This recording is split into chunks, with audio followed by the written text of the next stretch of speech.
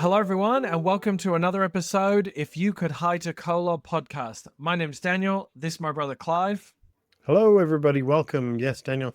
Another episode and another few years. We're jumping here. We talked about it a couple of weeks ago. A few years jumping, but it's this sadness, it's this darkness of time, which we'll talk about a bit today. But yeah, bad times for the saints, and so as for Revelations go, it's sort of skipping ahead.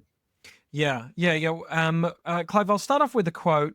There's a guy, I don't know how many people would know about him. His name's Tad R. Callister, and he recently passed away. He was the Sunday school president for the church back when Come Follow Me was being put together, actually, in the pre-COVID years, 2019. Anyway, this is a fantastic book called The Infinite Atonement. I thought it would be poignant to bring this out. And this small section here is about the sacrament. The sacrament is also a time for spiritual healing. Elder Melvin J. Bollard pondered, "Who is there among us that does not wound his spirit by word, thought, or deed from Sabbath to Sabbath? We do things for which we are sorry and desire to be forgiven. There are many occasions when we have offended others, spoken words we would like to recall, slipped in the payment of our tithes and offerings, neglected our home teaching, or rendered less than our best in church service." And he goes on and on, that the sacrament is there to heal us. At such moments, the words of Isaiah come to life. With his stripes we are healed. The sacrament provides a healing balm to the spiritually wounded. Okay, so we are talking about just one section today, actually, 124. At this point in time, Joseph is, of course, he is out of Liberty Jail. He's in Nauvoo, and they've been welcomed by the people of Illinois. They go across to a place called Quincy, Illinois, and the saints are welcomed, and they start off similar to Missouri. When they first got there, they were welcomed, and people thought it was good. Lots of people move into Nauvoo, and they are welcome for a short amount of time, a few years at least.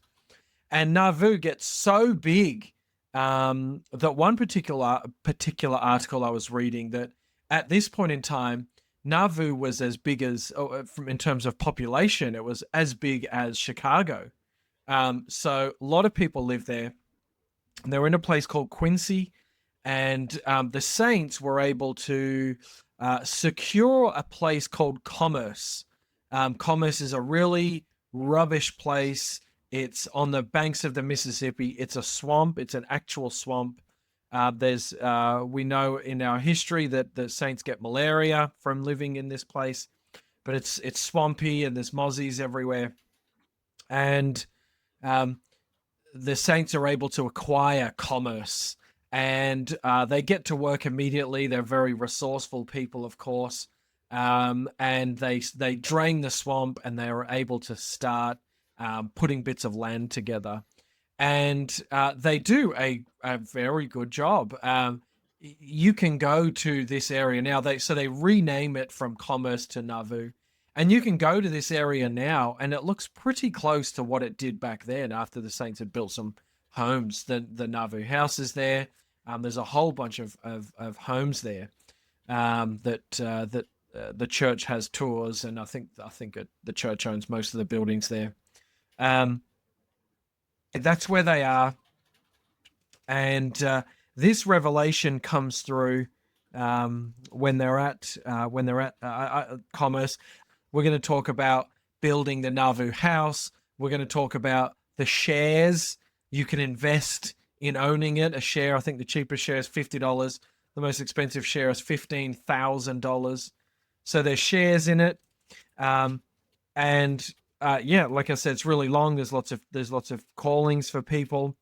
And then as we go on into next week's episode, Joseph is kind of in hiding, and there's some epistles that he writes. So this kind of, I don't know, I found this section a little bit strange, and then obviously the sections after are more Joseph's thoughts. But anyway, I guess that's where we're up to. Like you said, we're really up to a canter in terms of the years and the months that we're flying through now. Here we're already up to a section 120.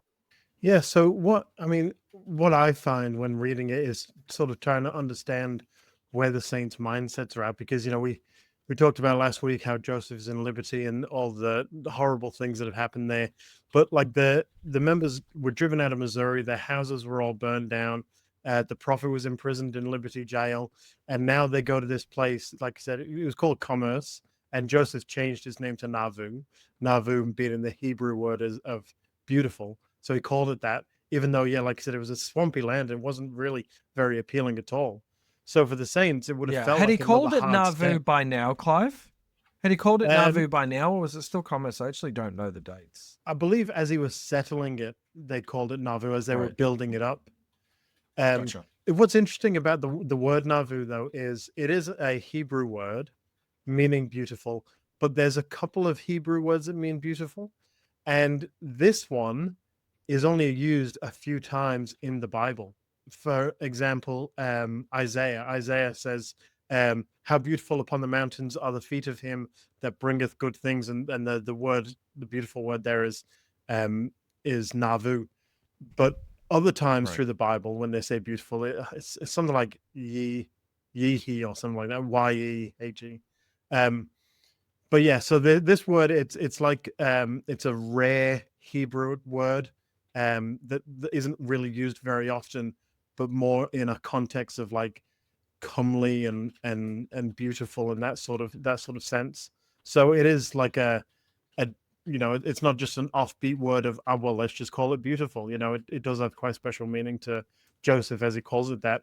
And like you said, like if you look now, it is very similar to what it was. So obviously what the Saints did there was they built it up so well that it's managed to survive, and it hasn't gone back to swampy land, as a lot of things, a lot of history shows that swamp will turn back into swamp. But this, it was like it was ordained and blessed by the Lord for the people, and it just stayed the way that they built it. So yeah, this is where they're at now. So after that doom and gloom, they did eventually start building this city, but it wasn't easy. And then, yeah, like you said, the Lord Yeah. now asked them to build a temple and then the Nauvoo house. Exactly. All right. Well, let's get into Clive. Let's get into some verses. We're certainly not going to read all 124, but there's a couple ones that I wanted to get your thoughts on and just call out as well. So, first one, of course, we're going to start here. Verse 1: Verily, thus saith the Lord unto you, my servant Joseph Smith, I am well pleased with your offering and acknowledgement which you have made. For unto this end have I raised you up, that I might show forth my wisdom through the weak things of the earth. I'm guessing here, my interpretation of this is that the Lord is saying, Joseph, you are the weak thing of the earth. You're a very, very simple person. Your spelling is atrocious. Of course, people aren't going to believe that you wrote the Book of Mormon. It has to come from divine inspiration. Your own spelling is terrible, and you do slip up from time to time, but through you, the church is going to come forth. And then he says, your prayers are acceptable before me, and in answer to them, say unto you that you are now called immediately to make a solemn assembly. And then he goes on to the next section, which we'll talk about in a minute. What do you think about that? Am I reading that the same as you are? Yeah, when I see it as the Lord acknowledging the suffering that Joseph's been through, going, like I said, you're not perfect. You've gone through this and you've overcome it. And he does ask them to build this city. It was in verse 2 where he says, your prayers are acceptable before me. And in answer to them, I say unto you, the now called immediately to make a solemn proclamation of my gospel. He's like, I understand the things you've been through, and I've answered your prayers, and now here's the next sort of step for you to do. But it is sort of humbling, I suppose, for the Lord to accept and say, I understand it all.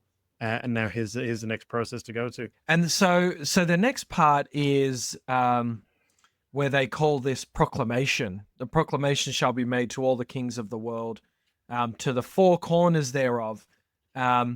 Actually, no, because I didn't finish verse 2. Verse 2 is to make a proclamation of the gospel. There's a commandment here that you need to go out And it says here, make a solemn proclamation of my gospel and of this stake which I have planted to be a cornerstone of Zion, which shall be polished with the refinement which is of the similitude of a palace.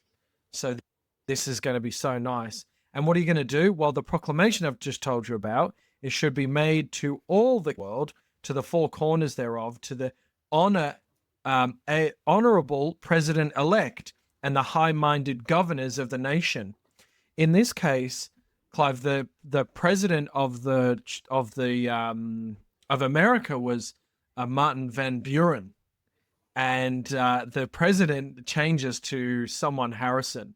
Now, why is that interesting? Because we both love Seinfeld, and you'll remember that episode where Kramer is held down by that gang, and he makes a sign, and the sign is that they're the Van Buren boys. Because he holds up which is seven fingers. That's the president of America. That's right.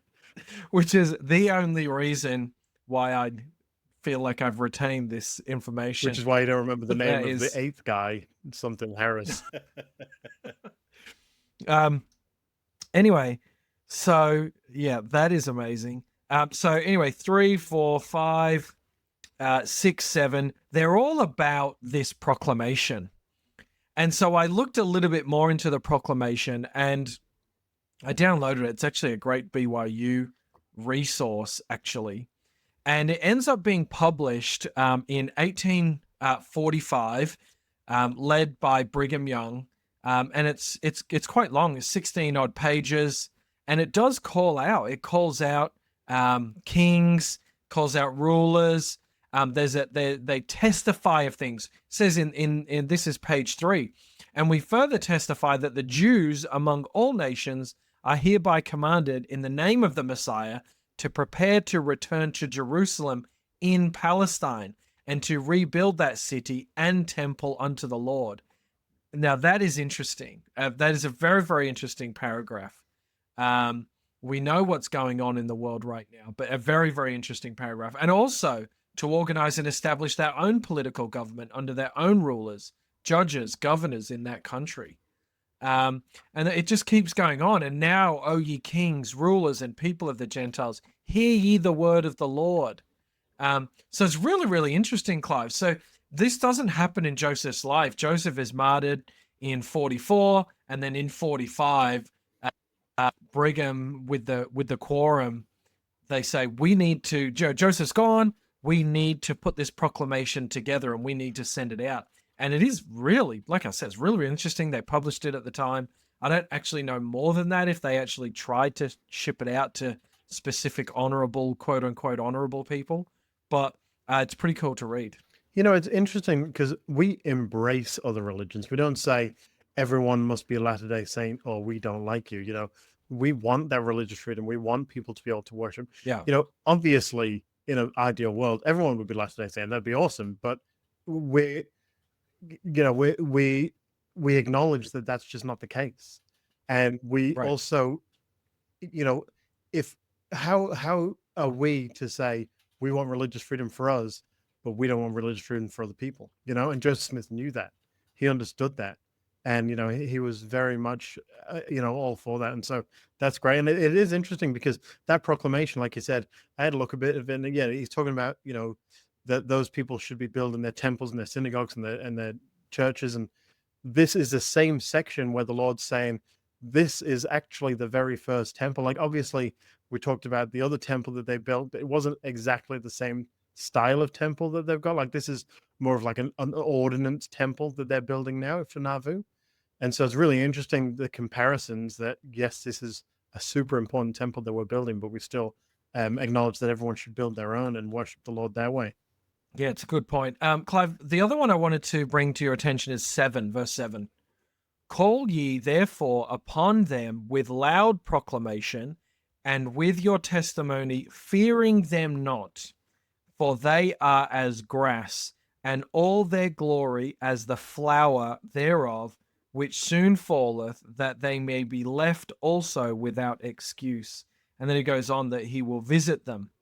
But this idea that they're grass, I think I had to think about this for a little while, and I had to think about why grass And I guess it's this similar to flower in that a flower comes up, once every 12 weeks or whatever it is. I don't know. I'm no botanist. I'm no botanist.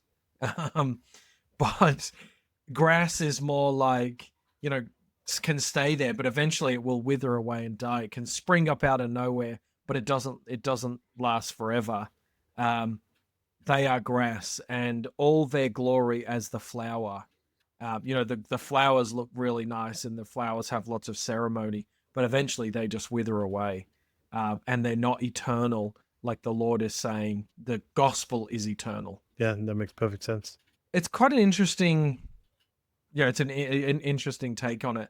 I had to read it a number of times to go, grass is this, it's different. There's so many levels when the Lord's talking, like, when he spoke in parables, his apostles even asked him why he speak in parables. And he said, because some people don't understand parts and some people don't understand other parts. And just the way that he speaks, it's the same, like you're saying, there's so many layers to that. Just one simple analogy for us to understand, or for us to understand in a different way. Do you want to keep going? Is there anything you wanted to point out? I'm sort of looking at 11 and 12 moving down there. Well, see, there's so much to this section that I sort of grouped it. So, I mean, my next Okay. grouping is more in the 20s when he starts talking about building the house. Okay. Well, a couple of interesting things that I found. 11 is really direct, very punchy. Awake, O kings of the earth. Come ye, O come ye, with your gold and your silver, to help to the help of my people, to the house of the daughters of Zion.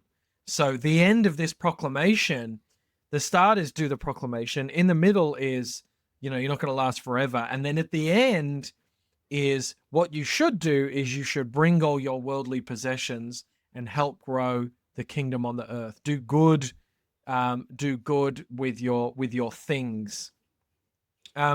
Then we go off that and we go straight to a person. We talk about Robert B. Thompson. Help him write have Robert B. Thompson help write the proclamation. That's interesting. And then verse 16, Clive, 16 and 17. This one is one that I wanted to raise. Again, let my servant John C. Bennett help you in the labor in sending my word to the kings and people of the earth, and stand by you, even my servant Joseph Smith, in the hour of affliction. And his reward shall not fail if he receive counsel. So John C. Bennett will not fail if he receives counsel. For his love, he shall be great. For he shall be mine if he do this, saith the Lord. I have seen the work which he hath done, which I accept in you, and will crown him in glory. This is a promise, a big promise to John C. Bennett. Why is that important? Well, John C. Bennett would go on to be one of the biggest haters of the church. He actually would become an assistant to the president. He becomes an assistant to Joseph Smith.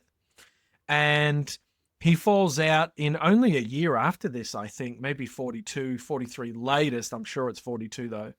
And he totally falls out with Joseph. He ends up writing anti-Mormon literature, and he is hugely responsible for the excitement against Joseph in 1844.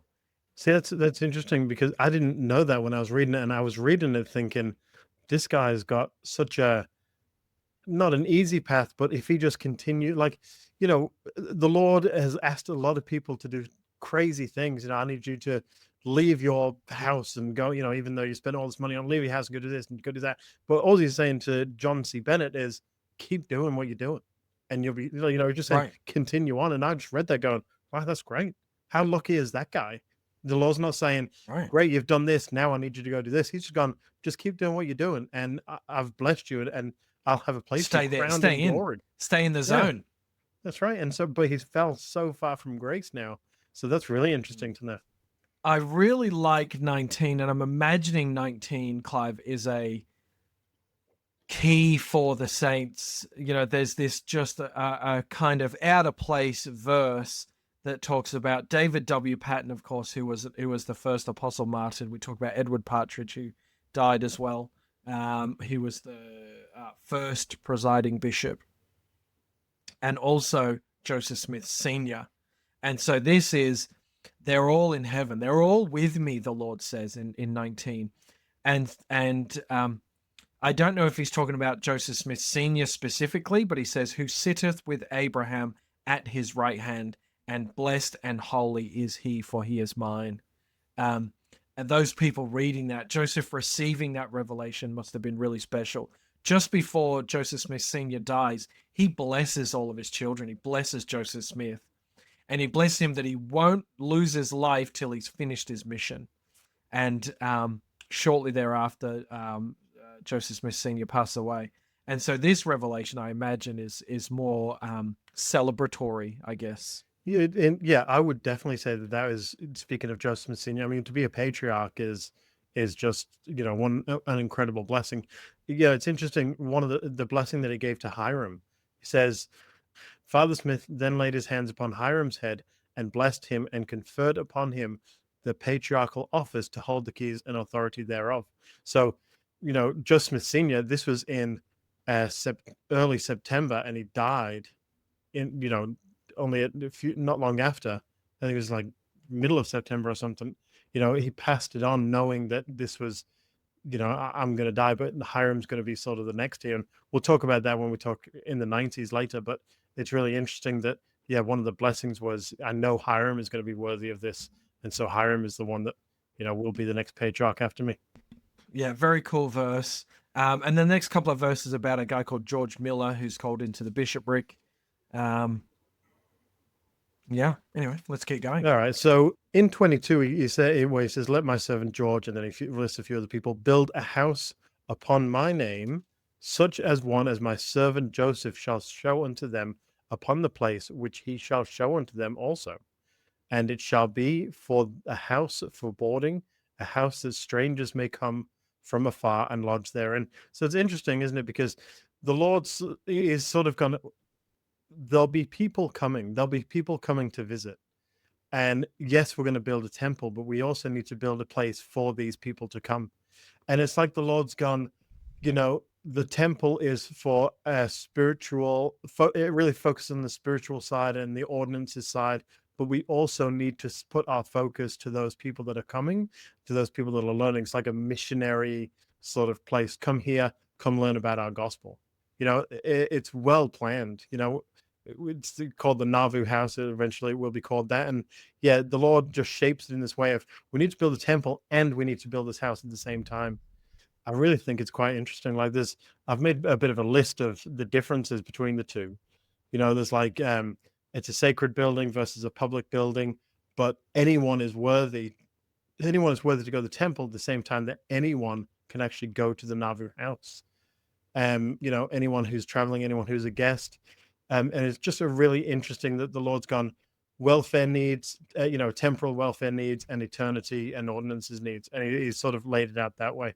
So it's really interesting that the Lord's asked for the two things, like the sacrifices that were put in to build the first temple, and but the Lord ordained it or organized it in a way that if you follow these steps and you do it this way, then we can build two. We can build the two of these houses at the same time. Yeah, I really like that. 23, it talks about that a lot. Send ye swift messengers, chosen messengers, and say unto them, come ye with your gold, silver, precious things, your antiquities, your people with knowledge of antiquities. 27, with iron, copper, brass, zinc, precious things, and build a house to my name for the Most High to dwell in. So come and help, be a part of this. And we're going to have these places that people can visit, and people are going to come from far away. And we want you to be a part of this. And then imagine, in verse 28, I imagine this, and I imagine it's sort of going, oh, wow. He says, for there is not a place found on earth that he may come to and restore again that which was lost unto you, or that which is taken away, even the fullness of the priesthood. So to me, I would look, I look at that now and I go, well, that must have been an incredible feeling. But imagine at the time going, Joseph, especially, I've known so much, I've learned so much. I've been given the priesthood, but there's more to it. There's more than that. There's the fullness of the priesthood that we haven't received yet. And he talks about, for the baptismal font, they're not upon the earth, that my saints may be baptized for those who are dead. So here's another revelation. I mean, baptisms for the dead have been around biblical times. There's always been the way. Yeah. But the fact that now, okay, well, we haven't got that here on earth, and this is what we're doing now. This is another opportunity. The only little tidbit I was going to throw into this part, Clive, is this is the point where the RLDS, now Community of Christ, separate themselves from Joseph. So they get to this point and they say, okay, baptisms for the dead, Nauvoo era, that's not the Joseph for us. Where the Joseph that we believe in and the Joseph that we follow, although some of that with that particular organization isn't so strict anymore in terms of following Joseph or enjoying the Book of Mormon, certainly not part of their curriculum anymore. But they get to this point and say, okay, well, everything from here onwards is not the Joseph that we'll follow. Everything before here, we're happy with this Joseph. That's the only thing I'll throw in there about as soon as he starts talking about baptism for the dead, those ordinances, that's not the Joseph for them anymore. That's a weird line to stop at. That's a really weird line. If the dead rise not at all, why is there baptism? Why are they then baptized for the dead? It's an odd spot to draw the line at. Yeah, it is interesting, because like baptism for the dead is something that, because we grew up in the church, it was just sort of, we knew what it was. It was baptizing in proxy for those that had died. But I worked at this one place, and he's like, I like your religion. I like how you don't drink, you don't smoke. You're very polite people. I just don't like the fact that you dig up your ancestors to baptize them again. That's not what we do. But yeah, it can be confusing for those people outside the church to understand what we really do. I was thinking about that with President Nelson passing away recently. I was thinking about in our particular faith, and it's sad, but it's not all that sad. Like it's a like you feel like, I feel like, when someone close passes away, you feel sad, but I almost feel like it's a temporary sadness. And without that, there must be an extended period of sadness, maybe a darkness even, perhaps, I'm not sure. But it's definitely a different way to look at things. I totally agree. I feel almost selfish for feeling sad for someone that's died, because I'm only sad because I don't get to see them anymore, but they still get to live. So, I sort of feel selfish in that way for it. President Nelson, I'm sure he's so much happier now than he, knowing, just being on the other side going, yeah, I know all this, This isn't new to me. I understand what's going on. Yeah, was it Bruce R. McConkie said, I won't know then any more than I know now. Yeah.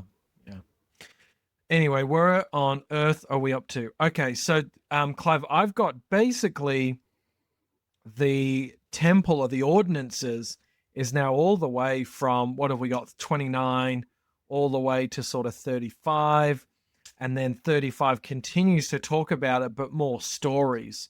38, for this cause I commanded Moses that he should build a tabernacle, that they should bear it with them in the wilderness, and to build a house in the land of promise, that those ordinances might be revealed, which had been hidden from before the world.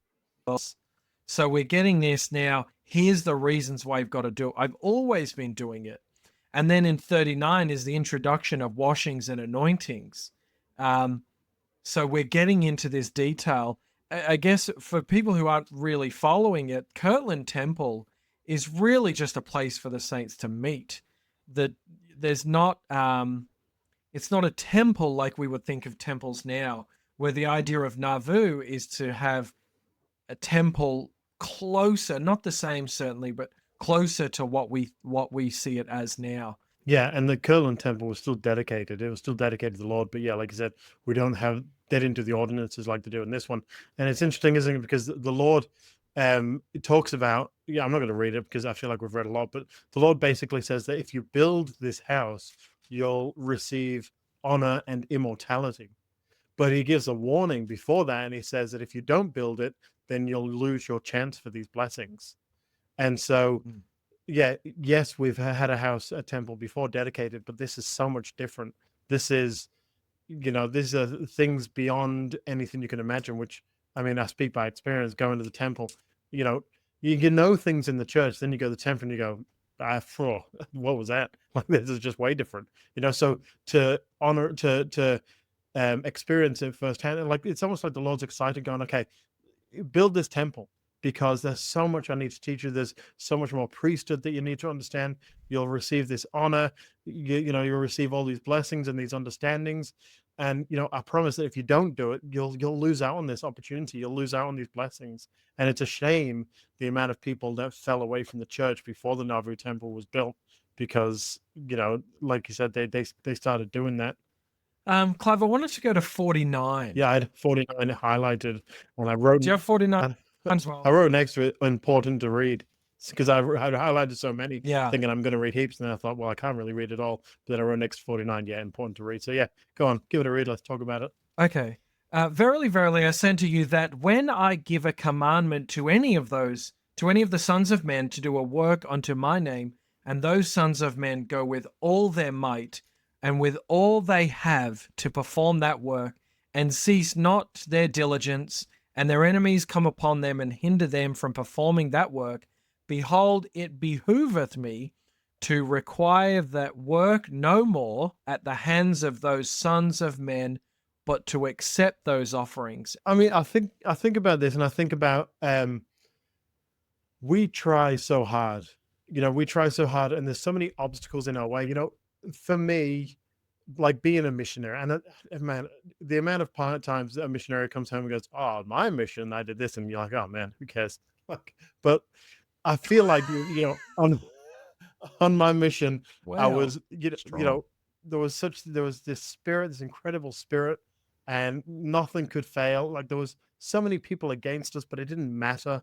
You had the Lord on your side, and then when you come home, it's like you're constantly being tripped over. You're never quite falling, but you're always being tripped. You always still have that goal and you're still going towards it, but somebody keeps tripping you up along the way. And that's how I see this. The Lord's saying, this is what I've asked you to do, but there will be obstacles in the way. And if the enemies come to you and stop you from fulfilling these works, I'll still bless you because of the effort that you've put in. And we got the cornerstone of the temple that hasn't been built yet in Jackson County. The Lord still blessed the saints for trying their best to build that. It's not like the Lord's gone, you failed, go try something else. The Lord still blessed us for all the work that we try and do. And if we trip and we want to keep going, we don't stop then and go, the Lord's going to hate me because I didn't complete what I told him I would do. No, the Lord accepts that. He knows that there's going to be obstacles. Christ has been down here. He's been through what we've been through, so he can understand it, and he does fully understand it. And yes, you might trip, but the Lord's still going to bless you for it. Don't give up. And that's how I read it. It's such a powerful and so many layers to that verse. Yeah, I guess that's a much better way to look at it than what I was thinking. I was more going to complain that really, because the Lord has been saying to the people, you're getting beat up, you're getting harassed, all these bad things are happening to you. That's okay. You still got to keep going. We need the church to grow. We need, we've talked about it ourselves. We need the church to continue to push forward, and with no end in sight. It's just constant harassment. Try to build. Harassment, try to grow. Harassment, try to spread the word. And now the saints are learning, after all that actually the Lord was quite pleased the whole time. And I guess more the verses that stuck out to me were the verses we've been reading over the past month, which were, yeah, that's happening, but keep going. Yeah, that's happening, but keep going. And where now the Lord's saying, that was all actually really good because you kept going. Where perhaps they weren't feeling that or receiving that message at that time. Yeah, I agree. I agree with that, because we talked about it last week about Liberty Jail. Look at that. Look at the struggles that they went through. And Joseph Smith even saying to God, where are you? Where are you hiding? Yeah. Come help me, So I get 100% what you're saying. And then the Lord comes and he speaks to him and says, you've done well. I've accepted what you've done. Yeah. Interesting how there is these comments. I guess this is a doubling down from the Lord. There's I should have thought about it more, but there's a verse that says, those people who kind of harass you, molest, there's going to be nothing left. And we learn about how destroyed Jackson County was after the war. And now the Lord is saying to these people, those ones who harass you, those ones who hindered my work, well, even down to the third and fourth generation, it's not going to be great for them. They're not going to receive blessings. They're not going to be helped out by the Lord. And so, perhaps that's kind of restitution. I'm not sure. But the last one, I will answer judgment. So, sorry, by the last one, I mean 52. The last one that I've got highlighted of this bit. I will answer judgment, wrath, and indignation, wailing and anguish of teeth upon their heads until the third and fourth generation, so long as they repent not and hate me, saith the Lord your God. So, it's not for the saints to go, well, he was the one, punish him. He's the one that hates you. But the Lord is saying, I'm grateful for the efforts you put in. You were hindered, and I'm going to, I will be reviewing those who hindered you, and it's not going to be, they won't be receiving blessings for generations in their family. And then for verse 54, for I am the Lord your God, and will save all those of your brethren who have been pure in heart and have been slain in the land of Missouri, saith the Lord. This is still very fresh on the saints' mind. They've lived in Illinois for basically 12 months, maybe a couple of months longer, but essentially 12 months. And what was right before that 12 months? Horns Mill. And, the death of David W. Patton. All of these other things that had gone on, and the Lord saying, I'm going to be looking over those people who were slain for my sake in Missouri. So, I mean, for many verses after that, Daniel, I've got that it's mostly clerical almost, like the Lord's basically, he's mentioned Joseph and then a bunch of other people and talked about them being overseers of specific things. They talk about, I don't know, there's a lot. I mean, even verse 70 is just a bunch of names, but they do talk about this stock, and I didn't really understand the stock. Is it the same type of stock we have now? Like you invest in a company and the more money they make, the stock's got, is it the same thing? Because yeah, it is. And I feel, I don't know, so I'm just going to give my opinion, and perhaps we should have looked a little bit more, but the Lord, first of all, announces in verse 60 that this place is going to be called a Nauvoo House. And then he goes, okay, well, this house is going to be pretty good. And George Miller, who he just a few verses earlier announced is going to be the prophet, the bishop, then he's going to be kind of an overseer. And in this, there's going to be a specific shares system. And I feel like it's laid out the way it's laid out because of how much of a nightmare the Kirtland Safety Society was, that the bank that fell to pieces. And so now the Lord is saying, here's how you can do it like this. If people are going to invest, there's a minimum amount and there's a maximum amount. Also, if they give you money, what verse is it? If they give you money and you these people, these overseers, in verse 70, again, verily I say unto you, if my servant George Miller, Lyman White, John Snyder, Peter Hawes receive any money into their hands or in properties wherein they receive the real values of money, they shall not appropriate any portion of that stock to any other purpose, only in that house. And then it says what will happen if they essentially use any of those real monies for anything else. They're going to have to pay it back fourfold, and the Lord's going to be after them. And it says as well that Joseph, in verse 72, let my servant Joseph pay stock into the building of that house, as seemeth him good. But my servant Joseph cannot pay over $15,000 stock in that house, nor under $50, neither can any other man, saith the Lord. So the Lord's kind of laying out here, here's how this can work. Here's how these funds can be raised, and people can be a part of this. But I do feel like it is possibly linked to the Safety Society, that was so bad, and now this is at this point, and here's how we're going to do it. It's going to be nice and simple. It's going to be laid out in this way. I don't have much interesting stuff about it, but I will say this. I feel like a lot of people think that because, we claim to be the true church, and so a lot of people outside of the church think that we believe that the Lord will give us money like manna from heaven. Like the Israelites wake up one morning and there's bread on the floor. I feel like, sometimes, or even big members in the church, they might expect, well, the church, but the Lord will bless us. We'll wake up one morning. The prophet's going to wake up one morning and there'll be a wad of cash on the floor. But the Lord's never worked in a way, I mean, except for the manna from heaven example, but even that's got a scientific backing, which we'll talk about in the future. But, the Lord doesn't go, okay, here's your money. Here's what you need to do.